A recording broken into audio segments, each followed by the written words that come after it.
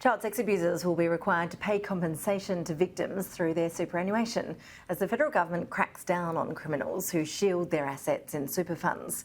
Labor says it will act swiftly to stop sex offenders who are caught exploiting the loophole. It will enable the courts to access their taxation data and ensure superannuation can be used to compensate sex abuse victims. The Financial Services Minister, Stephen Jones, says the changes will allow transparency to see if out-of-character super contributions have been made. If they have, the court would be able to claw them back if compensation has been ordered and the payments haven't been made. And joining us now for more on this is lawyer Andrew Carpenter, who's spearheaded the Super for Survivors campaign. Andrew, appreciate you making the time. Thank you, and congratulations. It sounds like there's finally movement on this front. Was it happening a lot? Were convicted pedophiles hiding their assets in superannuation funds as an easy way to avoid having to pay it? It was quite often that I'd see it when I represent clients, where when it gets to the time of trying to get money out of them, all of a sudden someone with a freehold house who previously enjoyed quite a comfortable lifestyle claim poor. And it's a loophole that's been exploited for almost 23 years now after well-known magistrate was able to capitulate all his assets in South Australia back in 2001. So it's definitely something that needs to stop. If people at the absolute highest have been doing it, then people below obviously know what's going on and how to capitulate their assets. And when offenders can't pay the compensation, what happens? I assume it's taxpayers who then pick up the tab? It is, and that's the purpose behind this. It's the fact that a lot of the survivors never will work, never can work. They'll be on Centrelink, pharmaceutical benefits, seeing GPs their whole life. And a lot of the survivors are basically giving up food to go to get medication. A lot of the offenders, however, are able to live comfortable lives, continue to work, and most of the time barely get a slap on the wrist in court. So, Andrew, what amounts are we talking about generally when we do look at compensation for victims? What's the sort of range? Does it often depend on the abuser's financial capacity to pay? No, courts can award millions of dollars. It really depends on the loss and how a person's impacted. There's some survivors that managed to come out the end, like Madeline West that came out yesterday, who's made a career out of herself, who's showed a lot of strength and courage to keep going on. But there's a lot of people that have a lot of issues from ongoing abuse, and a lot of it's happened for many years. Some people are agoraphobic, some people can't leave the house. A lot of people who are survivors are never able to work. So the judgment sums depends on what the actual award is, so what the losses are. So if someone's never been able to work, then it really comes down to how can you compensate them for a lifetime of not being able to work.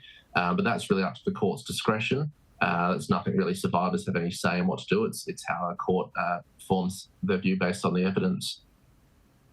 So in terms of the compensation here, it's really important on a practical level, but also more broadly, I guess, in terms of the sense of justice being delivered. Compensation must be a really important way for victims to try and move on with their lives and go through that recovery process. Well, it's that. And the criminal conviction side is about 2% of people that get convicted after coming forward. So we're seeing a lot of failures from the criminal side of not being able to secure convictions. And that's mainly because it's the national average to people coming forward to report abuse is 33 years. Now, to convince a court something happened on the balance of probabilities 33 years ago, it's quite difficult to do. We've seen some high-profile people lately run trials, and it just shows the ringer that survivors go through.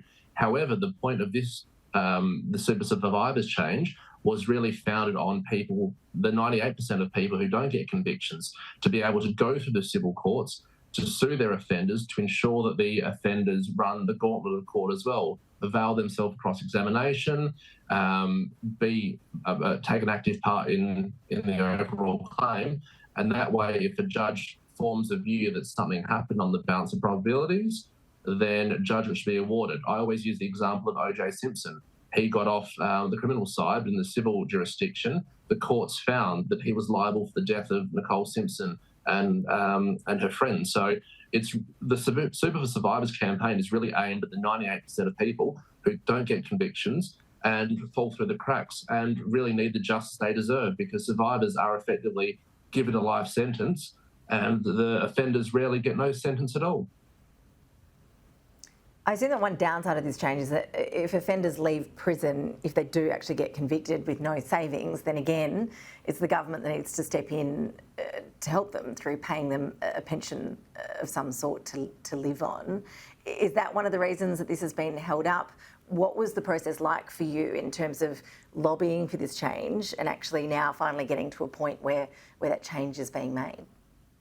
Okay, so with the first part, it's the taxpayer will ordinarily bear the onus of surviving a survivor from abuse until life. Now, that's not just a pension, that's rent assistance, a pharmaceutical, psychiatric treatment. A lot of my clients have weekly psychiatric treatment for life. Now, if you're talking about the cost of someone from the age of 18 to life or someone 65 to life, the burden of the taxpayer will be less by simply making sure the offender gets the bare pension age and make them live that way. In relation to the process, it's been an absolute grind. I'm not a young Liberal, I'm not a young Labor, I have no interest in politics or being a judge. I just noticed this change back in 2018 when it was proposed by Liberals. My mother was the one that directed me to an article that she saw that, and I thought, great, this will change.